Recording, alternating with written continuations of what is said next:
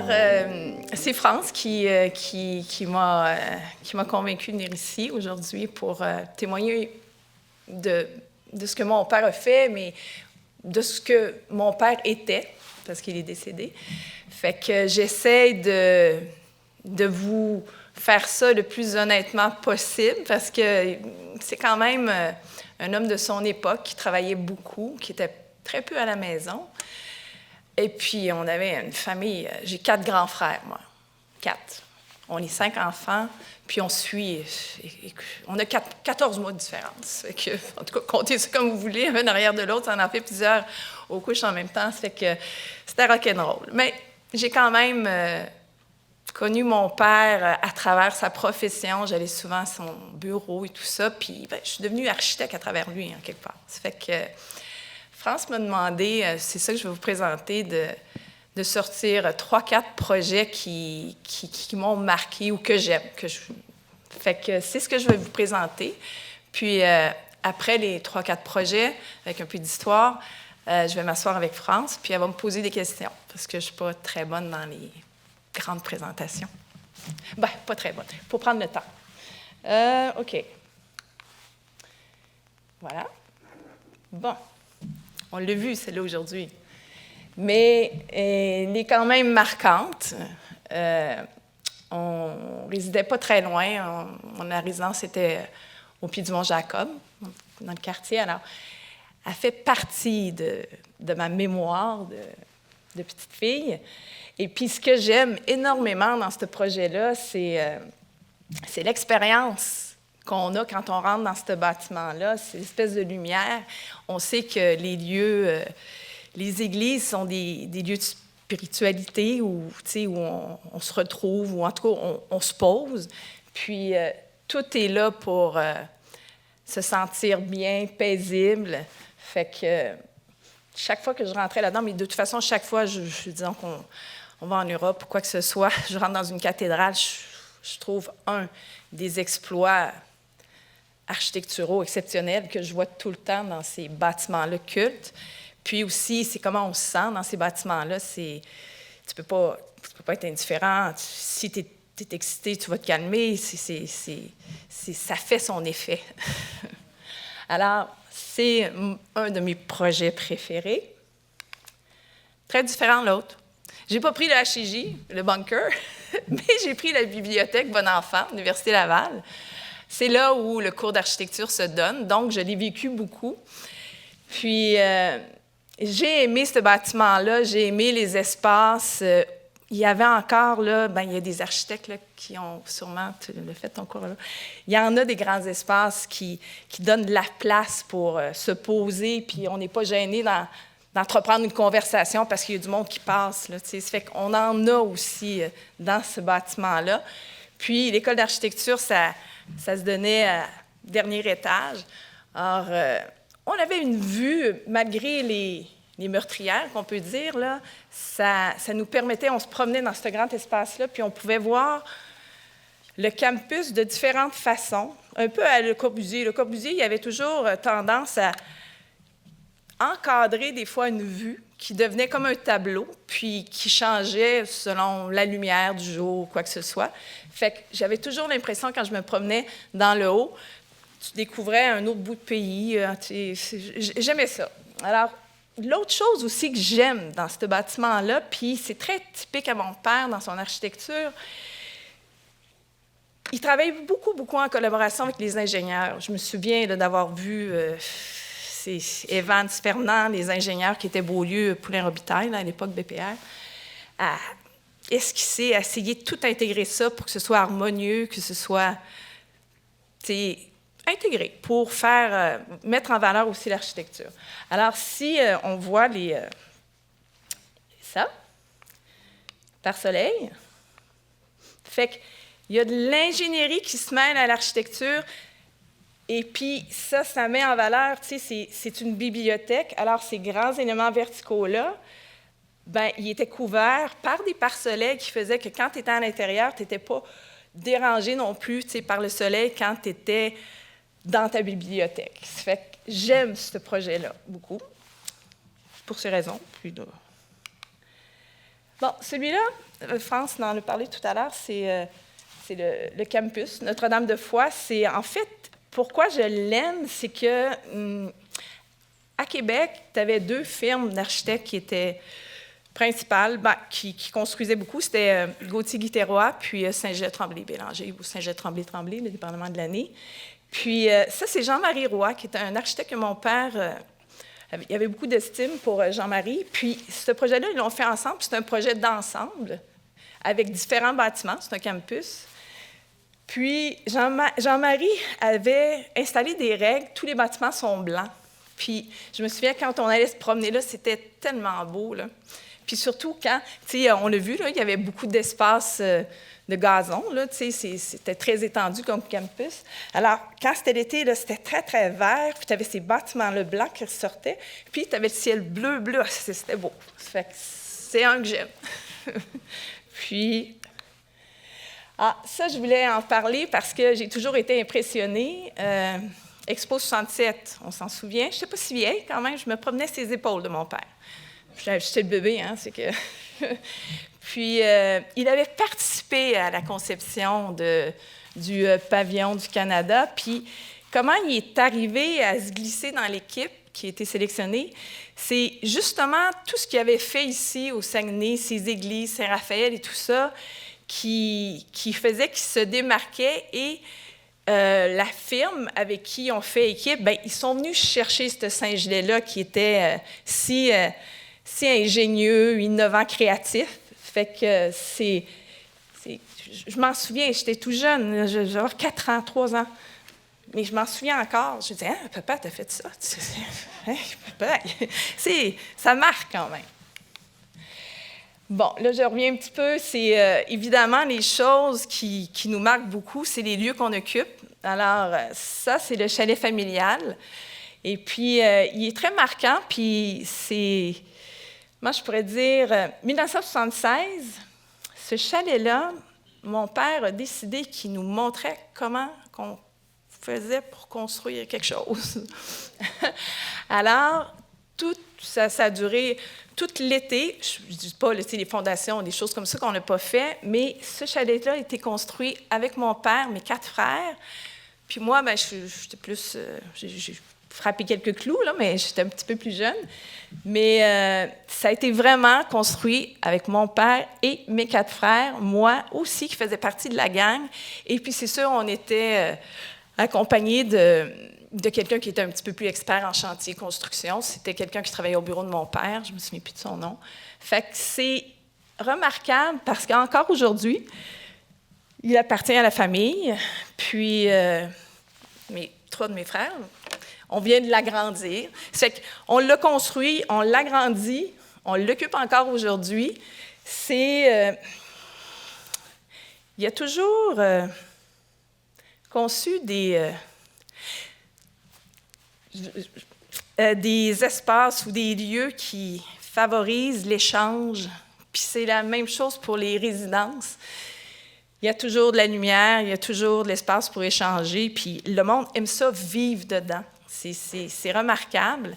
Puis, tu sais, des fois, je vois des photos d'architectes qui se sont fait un chalet, puis c'est slick, c'est pur, tu sais, c'est comme une œuvre d'art.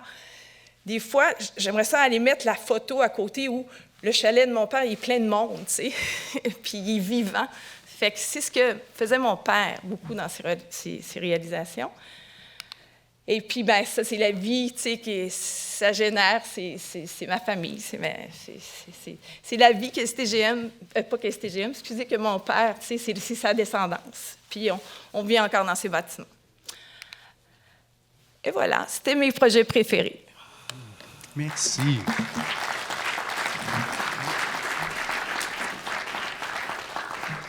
Merci beaucoup, Madame Saint-Gelais.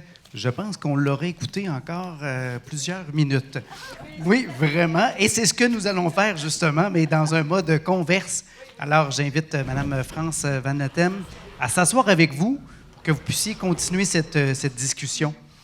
En fait, Dominique est contente d'être ici, mais moi, je suis très heureuse de l'avoir convaincue de s'associer, à cette journée.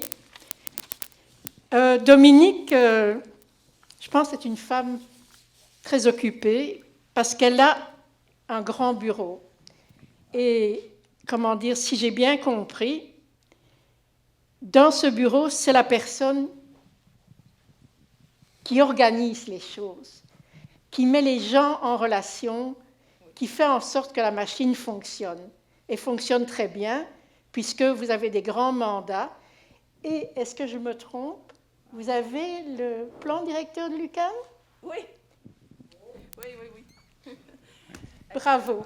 Donc, en fait, l'UQAM récemment là, a fait un appel d'offres et plusieurs bureaux du Québec ont concouru.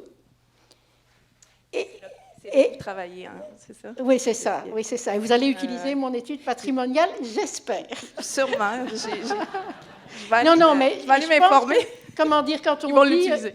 Comment dire... Quand on dit que... Ben, je pense que l'UQAM aussi, les premiers pavillons, c'était des lieux aussi qui ont été faits avec une grande place publique où les gens peuvent se rencontrer. Et je pense qu'il y a un même esprit et je pense que vous serez sûrement, j'imagine, si l'UQAM les a choisis, c'est qu'il y avait des éléments très convaincants dans leur dossier. Enfin, passons à autre chose. Là, ce que j'aimerais qu'on explore ensemble, parce qu'en fait, un petit peu... Le problème, c'est que finalement, votre père a peu écrit. Oui. Dans le fond, l'œuvre est relativement peu documentée, comme d'ailleurs bien des architectes du Québec.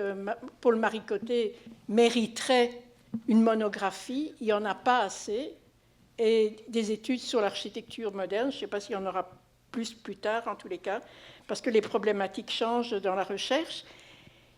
J'aimerais savoir quelles étaient ses admirations, quels étaient ses architectes de référence, est-ce qu'il a beaucoup voyagé, qu'est-ce qu'il a vu. Parce que, comme je le disais hier, ce qui me fascine, c'est vraiment la maîtrise qu'on observe ici, dans ces bâtiments, de ce nouveau langage qu'était l'architecture moderne. Alors qu'à l'École des Beaux-Arts, ce n'était pas le lieu... Enfin, l'enseignement commençait à se moderniser, alors qu'à McGill, ça faisait 10 ans que l'enseignement avait été, réformé dans l'esprit du Bose. Moi, vraiment, je me demande comment ça se fait qu'ils sont arrivés à une telle maîtrise en si peu de temps. Quelles étaient, par exemple, aussi les revues qu'il y avait dans le bureau? Est-ce que je me trompe quand je dis qu'ils devaient lire l'architecture d'aujourd'hui? Oui, il lisait Architecture d'aujourd'hui. D'ailleurs, c'est un souvenir que j'ai dans son bureau. Il y avait évidemment une grande salle de conférence et il y avait plein de revues. Des revues, des livres Puis, je peux pas... Je me souviens pas, tu sais, quand vous me dites un architecte ou sûrement les Le Corbusier, tu sais, tout le monde, ou Miss Vendero qui ont tu sais, mais plus que ça, je ne suis pas capable de répondre nécessairement. Mais, en fait, Anne, notre présidente de cet après-midi, a apporté le numéro. Il y a en fait un numéro d'Architecture Québec qui lui est consacré. Et dans ce numéro, Fernand Tremblay fait un témoignage. Oui. Et je pense qu'il fait référence Mais ça, c'était pas de votre... Vous étiez petite fille, hein, à l'époque. Est-ce que vous avez connu le bureau sur la rue Saint-Dominique? Non. Non. Non. Moi, le bureau que j'ai connu, c'est le bureau... j'avais 2 ans là, quand on était à Jonquière. Alors, le bureau que j'ai connu, c'est le bureau à Québec sur la rue Avenue Moreau, à Sainte-Foy. Puis, c'est dans cette salle-là qui... Ouais. Puis, c'est le seul bureau où mon père a travaillé pendant des années avant, là, après Jonquière, c'est-à-dire quand il est arrivé à Québec, il a toujours pratiqué dans ces locaux-là. Il a venu me rejoindre. Et alors, est-ce qu'à Jonquière, il a eu un seul emplacement? Jonquière, je ne sais pas. C'est ça, Saint-Dominique, ça, c'est à Jonquière. Son bureau devait être là. Mais en fait, l'histoire que moi, je sais, que je connais, là, mais si on ça, veut parler de son chemin, alors j'essaie de lui faire... on sait que Fernand et Evans, je crois que Fernand, c'était plus Dolbeau, Evans, c'était Saint-Félicien. Puis les deux, oui, sont partis à Montréal ensemble et tout ça. Mais quand ils sont revenus pour partir, c'était pas si évident que ça. Puis je ne sais pas si vous connaissez Bernard Lamarre. Bernard Lamarre, c'est Sentier-Lavalin. Bon, alors, les firmes d'ingénierie sont toujours plus grosses que les firmes d'architecture parce qu'ils ont plusieurs spécialités et tout ça. Nous, on n'en a qu'une, là, l'architecture. Alors, moi, je me souviens d'une histoire, c'est que Bernard Lamarre avait ouvert sa porte à Fernand et Evans. Puis de mémoire, c'était à Dolbeau, ce bureau-là.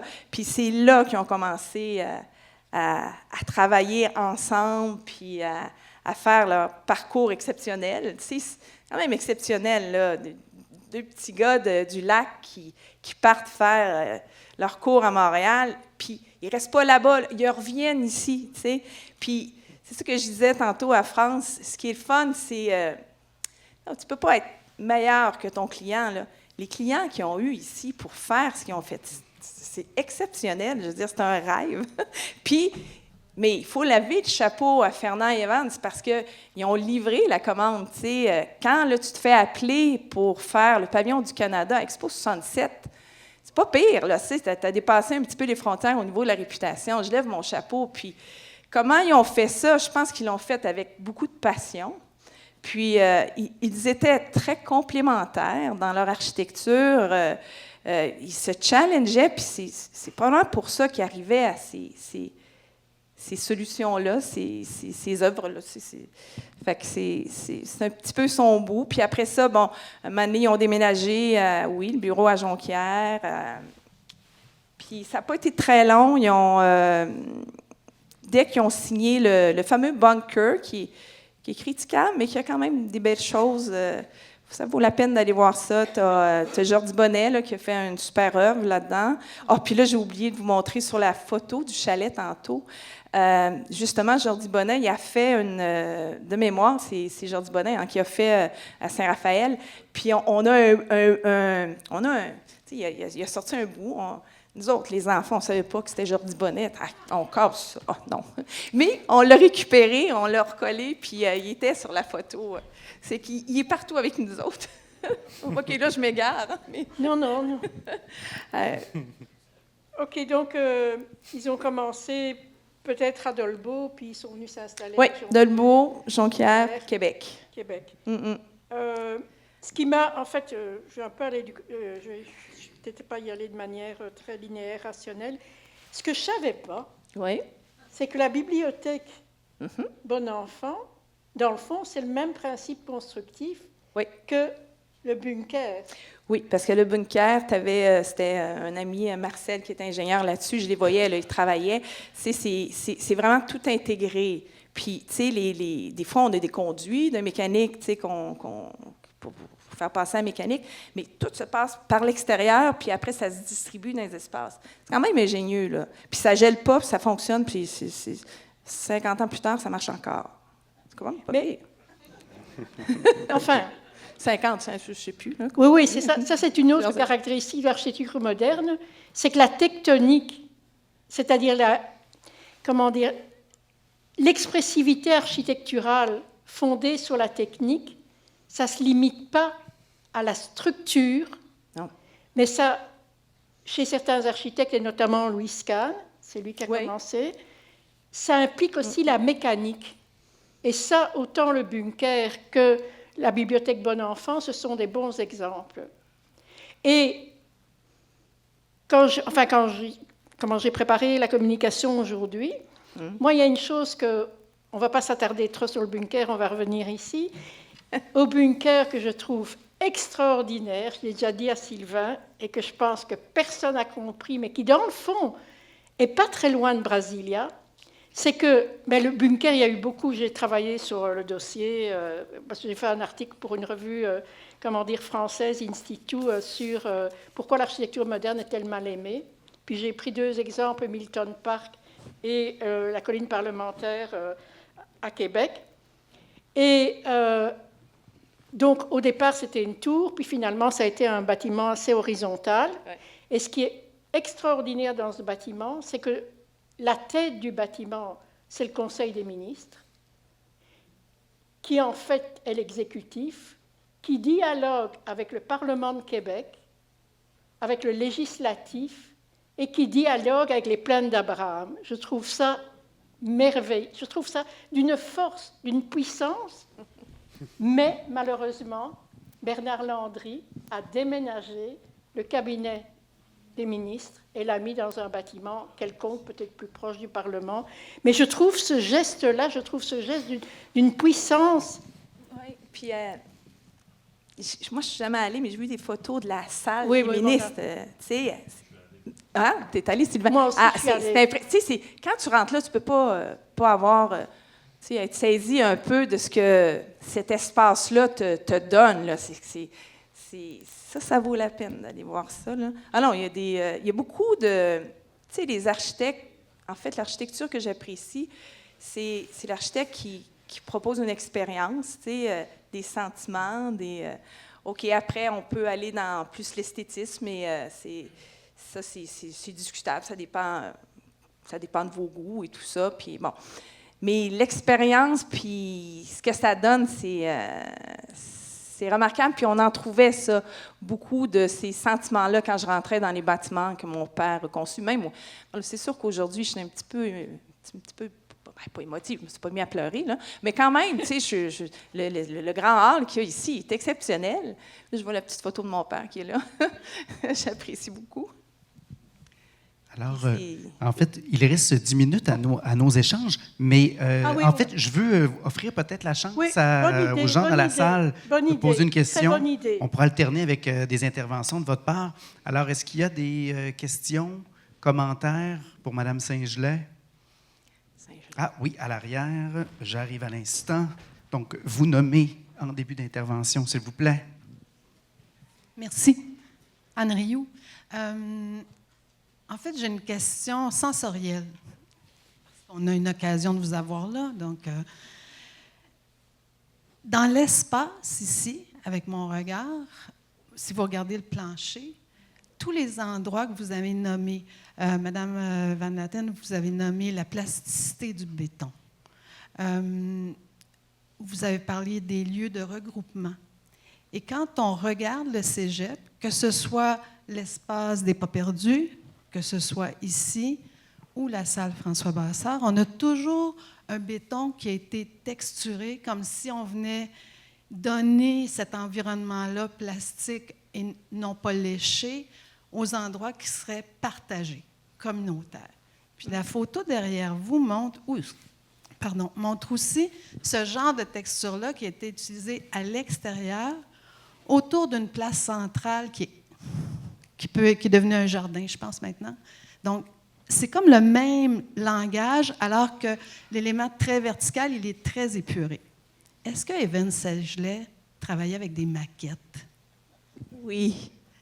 Est-ce que dans la conception de ça, parce qu'on a vu les 3 cercles dont Mme Van Latten a parlé, mais est-ce qu'il y avait cette plasticité-là dans l'évolution des influences, finalement?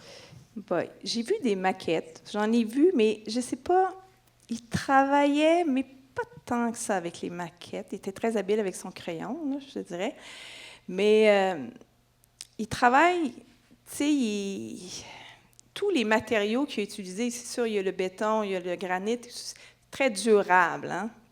Puis, il a joué beaucoup avec ces matériaux-là, qui, normalement, devaient passer le temps. Tu vas retrouver du bois, tu vas retrouver du granit, du béton, là. Fait que, puis, oui, avec son béton, tu sais, il jouait avec. Mais, tantôt, France le dit, ce qui est extraordinaire avec le béton, c'est que tu lui donnes la forme. C'est une pâte à modeler. C'est sûr que ça prend une coupe de tiges d'acier dedans, là, mais quand même, tu sais, ça... Fait que, je te dirais, il jouait avec ça simplement. Ça lui permettait, tu sais, de animer une façade, je dirais, tu sais, mais non, si je reviens à la maquette, il n'en faisait pas tant, là, tu sais, non. Il faisait du dessin. Oui, il faisait du dessin, il était exceptionnel en dessin, oui. Ouais. Puis même en réunion, là, tu sais, une fois, j'ai déjà accompagné une réunion de chantier, puis ça parle. Là, il parle pas. Ben, il parlait pas beaucoup, hein. Il parle pas. Il prend son crayon, on regarde ça. Là, il met ça dans le milieu de la table. Il dit, je pense que ça marche. Là, tout le monde arrête. Hop, ça marche. C'est ça, mon père. Est-ce qu'il visitait beaucoup ses chantiers? Oui. Il suivait ses projets sur le chantier? Oui, il suivait ses projets, il travaillait beaucoup. C'était des plus petites firmes qu'aujourd'hui. Puis c'était vraiment, les seigneurs là, étaient présents là, vraiment du début à la fin. Ils étaient, ingénieurs aussi. Là, je repense à Marcel ou à M. Beaulieu là, qui travaillaient, manches relevées, de chemise, puis ça échangeait beaucoup. C'était très humain comme échange. Puis on dirait, là, quand il arrivait à trouver une solution, toute l'énergie qui sortait de là, il te la transmettait. Fait que c'est sûr, ça donne des œuvres architecturales qui sont bien réfléchies, qui passent dans le temps. Puis, au-delà d'être innovantes, je les trouve ingénieuses aussi. Ils sont créatives, mais ingénieuses. Ingénieuses, là, ce qu'on montrait tantôt, l'espèce de conduit, tout est imbriqué, les dans le caisson, tout ça, ils ont tout travaillé ça. Là, j'ai aimé l'histoire tantôt, je ne sais pas si c'est un prof d'histoire, mais Jérôme, là, que j'écoutais, qui racontait comment on a réussi à faire le cégep de Jonquière, malgré Chicoutimi, malgré... Mais ça dit beaucoup d'où tu viens, ça raconte ton histoire. Mon père, il vient d'ici, ça fait que, des défis, il n'a pas peur de rien, sûr de lui. Tu viennes de n'importe où, il va être fier, puis il va prendre sa place, puis il va... c'est pas parce que quelqu'un vient des États-Unis puis que lui vient du Jonquière qui va s'arrêter puis qui va se gêner. C'est que ça a fait qu'il a participé à des concours, ça a fait avec le pavillon du Canada et tout ça. Non, c'est remarquable. Là. Puis, c'est exactement comme chez Jeff de Jonquière. Ah, le père Oblat, oui, mais non. Oui, mais non. Puis là, ben, ça donne naissance à des belles histoires. Mais dans le fond aussi, il fait partie d'une génération qui a été éduquée et qui, dans le fond, qu'est-ce qu'ils faisaient, les parents? C'était une grosse famille de, 9-10 enfants, puis c'est pas tout le monde qui a eu l'éducation que mon père a eue. C'est parce que il attendait pas, il n'a jamais attendu après les autres pour faire son chemin. Il le faisait. Fait que... mais je pense que c'était un dernier de famille. Puis sa mère, je pense qu'elle avait... elle l'aimait, là, elle avait confiance, puis elle l'a poussé pour vers Montréal. Elle l'a encouragé, mais il l'a fait. Là. Il est parti. Je me souviens, là, des fois, il nous raconte, Manny, la peau, il héritait, mais c'est parce qu'il mangeait juste des tomates. C'était tout ce qu'il pouvait se payer. T'sais. Il était à Montréal, mangeait des tomates. Manny, c'est des bananes, c'était moins cher. Mais il l'a fait, là, puis ça y ressortait par la peau. Mais il était déterminé, puis c'est sûr qu'il était encouragé aussi, là, mais et qu'il avait du talent. Puis pas des parents éduqués. Non. Et alors, comment est-ce qu'il pratiquait d'autres? Je sais qu'il pratiquait le sport. Ah ben oui, moi, il m'a traîné partout. Est-ce qu'il pratiquait d'autres arts? Non, il faisait le sport puis l'architecture. On aurait peut-être le temps pour une dernière question ou dernier commentaire. Oui, M. Gaudreault. Oui, merci beaucoup. Deux choses. D'abord, l'ancienne salle du Conseil des ministres de l'édifice H, c'est effectivement très décevant qu'elle ait été déplacée. Moi, c'est mon point de vue. Mais moi, j'ai fait plusieurs réunions dans cette salle-là, puis quand j'y allais, puis que je viens ici, j'ai l'impression de reconnaître Évan Saint-Gelais parce que, premièrement, c'est la circularité, c'est rond, avec un puits de lumière qui, malheureusement, ici, a été coupé pour installer la structure, mais avec le puits de lumière de la chapelle, on l'a vu sur certaines photos qui descendaient très bas, bien, dans le centre de la salle du Conseil des ministres, parce que c'était une salle aveugle, il y avait pas là, ils ont ouvert un mur, mais il n'y avait pas de fenêtre. Le puits de lumière était un peu comme ici. Donc, j'aime dire que le cégep de Jonquière a inspiré la salle du Conseil des ministres quand même du Québec. C'est bon. Dans la série « Le cégep de Jonquière a influencé le Québec », ça en fait partie. Bon. Mais ma question n'est pas là. C'était un passage obligé. C'était un préambule. C'est que moi, j'en avais parlé aussi avec M. Coutu, Jacques Coutu, c'est l'architecte qui a fait les plans de ma maison, fait que je l'ai connu, puis on s'est parlé beaucoup. Puis Jacques Coutu me disait que dans les années 60 et 70, au moment de la construction du Québec moderne, il y avait quand même des chasses gardées chez les architectes. Donc, on constate que les architectes sont quand même assez, de cette époque, sont quand même assez conscrits, je dirais, dans un territoire. T'sais. Au final, Jacques Coutu n'a pas tant travaillé à l'extérieur de Chicoutimi. Charles Gravel, c'est lui, Lucac, l'église Sainte-Claire, Saint-Luc, beaucoup moins du côté de Jonquière. Monsieur Saint-Gelais, votre père, était beaucoup à Jonquière. Jean-Marie Roy à Québec. Roger Dastou n'a pas fait de contrat très connu, en tout cas à l'extérieur de la grande région montréalaise. Mais ce que je constate, c'est que votre père a quand même passé du Saguenay à Québec avec des grands projets à l'Université Laval, le gouvernement du Québec, et là, j'apprends même à l'Expo 67.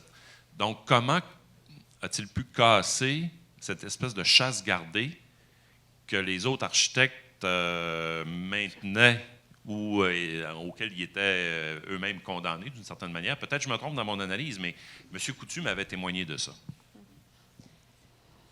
Tantôt, j'ai parlé de Fernand, le tandem, Fernand et Evans. Fernand a aidé beaucoup à exporter ou arriver à sortir, disons, de Jonquière pour aller à Québec et tout ça, parce que c'est quand même... là, je vais parler un petit peu plus... on réussit à avoir des projets parce qu'on en entend parler, ils s'en viennent et on est informé. Puis si on pose les bonnes questions, on a les bonnes réponses, on comprend pourquoi le gouvernement va dépenser, je ne sais pas, 50 millions. Puis là, bien, on se creuse la tête. Comment est-ce qu'on pourrait bien les aider? Quelle équipe on pourrait former pour qu'on fasse le meilleur projet avec l'argent qui va s'investir? Alors, ce volet-là, un petit peu plus développement d'affaires, je le remettrais dans les mains de Fernand, qui a bien navigué dans à avoir la bonne information. Puis, tu sais, la bonne information, c'est poser la bonne question, c'est tout un art. Puis, avec la bonne information, bien, on comprend ce que les gens attendent de nous, ce qu'ils veulent. Ça fait qu'on est capable d'organiser une gang qui va être capable de faire de ce projet-là un succès. Ça fait que ce côté-là, je dirais, vraiment le team. Puis, c'est peut-être la partie que... Je ne fais pas la partie de mon père dans mon bureau, je fais peut-être plus la partie affaires, développement, OK? Puis, mais c'est tellement facile... Quand tu es au développement, puis tu as une équipe extraordinaire. Je veux dire, tu sais, si tu as un produit exceptionnel, je ne dirais pas que mon père est un produit, mais tu sais, si Fernand pouvait reposer sur tu sais, un génie tu sais, qui est facile à convaincre du monde pour t'engager, là. Ça fait qu'il l'a bien fait. Il a réussi à tabler là-dessus puis à convaincre des gens, on est les meilleurs pour faire votre équipe. Alors, du développement d'affaires, quand tu as mon exemple, c'est toujours par rapport pour gagner des guerres, c'est la meilleure armée, c'est facile, là, tu y arrives. C'est ça qu'ils ont fait ensemble. Puis moi, je l'expliquerais comme ça, c'est que Fernand a été capable d'amener Saint-Gelais, Tremblay à l'extérieur parce que ça, il l'a bien fait, puis il a bien convaincu les gens. Alors... Mais j'ajouterais peut-être quelque chose. Une dernière intervention, merci. Mais juste, la guerre, quand même, a constitué une rupture dans la commande. Hein. Et dans le fond, dans l'après-guerre, quand les grands programmes de construction ont démarré, c'était toute nouvelle génération d'architectes auxquels on a porté l'opportunité. Bon, par exemple, Cormier, il a fait le séminaire à Québec, mais ils étaient un peu comme dépassés, quoi. Il y avait une nouvelle architecture que la vieille génération ne maîtrisait pas. Je pense qu'il y avait... Et aussi la Révolution tranquille, on sait que ça ne commence pas en 60, il y avait tout un désir de renouveau, et je pense qu'il y avait aussi un désir de renouveau, de nouveaux professionnels qui étaient beaucoup plus au fait des derniers développements. Donc, je pense que c'est Mais je pense que l'idée le tandem, un bureau d'architecture, la complémentarité, comment dire, des personnes qui l'animent, c'est fondamental, mais dans tout, je pense. Alors, je nous invite à poursuivre la conversation parce que d'une présentation que vous avez faite seule à la conversation qui est devenue finalement un échange avec le public, je pense que ça met bien la table pour le dîner. Alors, oui, jeu de mots. Merci beaucoup, Merci Madame d'être venue. Saint-Gelais. Merci, Madame Van Latem.